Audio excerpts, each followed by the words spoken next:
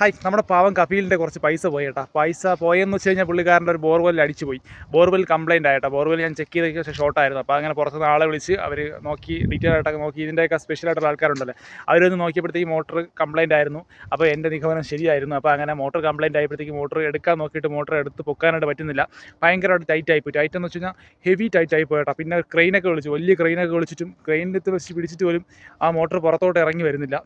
പുതിയൊരു ബോർവെല്ലൊക്കെ അടിച്ചെടുക്കാനായിട്ട് പുള്ളിക്കാരൻ്റെ ഏറ്റവും കുറഞ്ഞൊരു 10-50,000 റിയാലോളം പോകും കേട്ടോ. അപ്പോൾ നിങ്ങൾക്ക് നിങ്ങൾക്ക് വിചാരിച്ച് നിങ്ങൾ ഐഡിയ എന്തെങ്കിലും ചെയ്യാൻ പറ്റുമെങ്കിൽ ജസ്റ്റ് ഒന്ന് പറഞ്ഞു തന്നാൽ നമുക്ക് പുള്ളിക്കാരനെ സഹായിക്കാമായിരുന്നു. അപ്പോൾ ഇവിടെയാണ് കേട്ടോ ബോർവെല്ല്. ഒരുപാട് പേര് ഒന്ന് ട്രൈ ചെയ്ത് നോക്കിയിട്ട് പോയേട്ടാ. ഈ സാധനം ഈ മോട്ടർ മുകളിലോട്ട് പൊങ്ങി വരുന്നില്ല. അതുകൊണ്ട് അവർ ഒരുപാട് രീതിയിലൊക്കെ ശ്രമിച്ച് നോക്കി. 4-5 പൈപ്പാണ്, 4-5 പൈപ്പിലാണ്. ഇപ്പോൾ പൈപ്പ് അതിനകത്ത് കുടുങ്ങിപ്പോകുമെന്ന് വെച്ച് കഴിഞ്ഞാൽ എടുക്കാനായിട്ട് ഒരു വഴിയില്ല. ചെറിയ ഒരു കുലുക്കമൊക്കെ ഉണ്ട്, നന്നായിട്ട് കിടന്ന് ആടുന്നൊക്കെ ഉണ്ട്, കണ്ടോ ഒരു ആട്ടമൊക്കെ ഉണ്ട്. പക്ഷേ വരുന്നില്ല. എന്തൊക്കെ ചെയ്തിട്ടും എങ്ങനെയൊക്കെ ട്രൈ ചെയ്ത് നോക്കിയിട്ടും ഒരു രക്ഷയില്ല. ഇതിനെ പുറത്തോട്ട് പൊക്കിയെടുക്കാനായിട്ട് പറ്റുന്നില്ല. വലിയ ക്രെയിനൊക്കെയാണ് വന്നത്. എന്നിട്ട് അതിന് ശേഷം അവർ കുറച്ച് ഈ ആസിഡൊക്കെ കൊണ്ടുവച്ച് ഇതിനകത്തോട്ട്, ഈ കുഴിക്കകത്തോട്ട് ആസിഡൊക്കെ, ഈ ഡപ്പ മുഴുവൻ ആസിഡായിരുന്നു. ഈ ആസിഡൊക്കെ കൊണ്ടുവന്ന് ഇതിനകത്ത് മുഴുവൻ ഒഴിച്ചിട്ടും ഈ സാധനത്തിന് ഒരു അനക്കവും ഇല്ല കേട്ടോ.